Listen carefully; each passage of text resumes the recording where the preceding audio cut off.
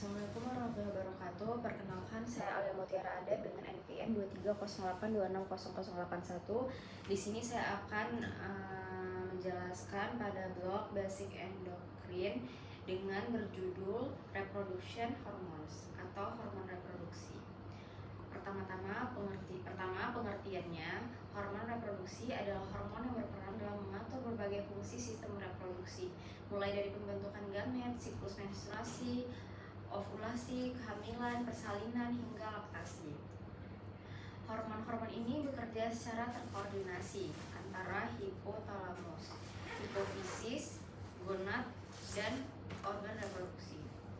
Yang pertama ada hormon hipotalamus. Pengaturan hormon reproduksi dimulai dari hipotalamus yang menghasilkan GnRH atau gonadotropin releasing hormone.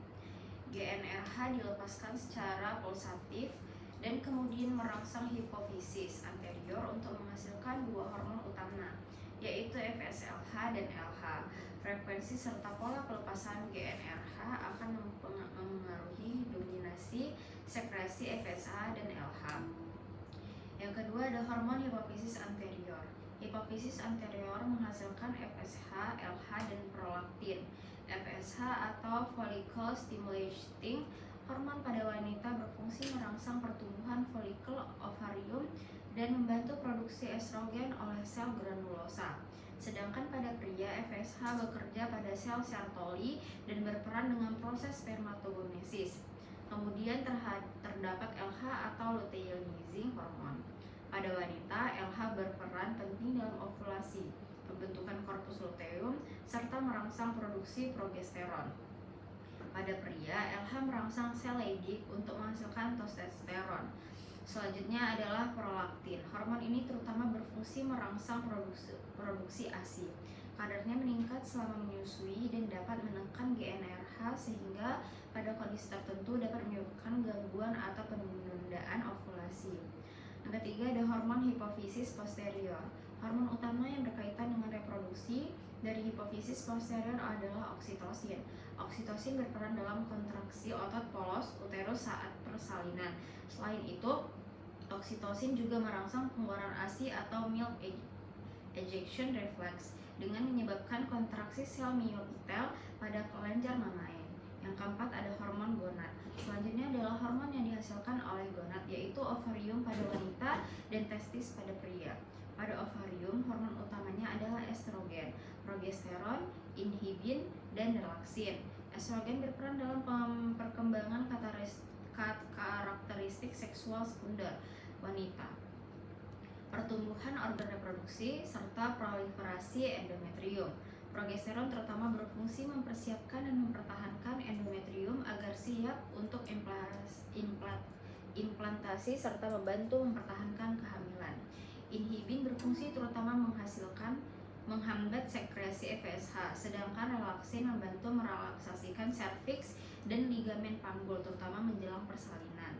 Pada testis, hormon utamanya adalah testosteron dan inhibin B. Testosteron berperan dalam perkembangan karakteristik seksual sekunder pria, meningkatkan libido serta mendukung proses spermatogenesis. Sementara inhibin B diproduksi oleh sel Sertoli dan berfungsi memberikan umpan balik negatif terhadap FSH. Yang kelima, hormon plasenta. Pada saat kehamilan, plasenta juga menghasilkan beberapa hormon penting.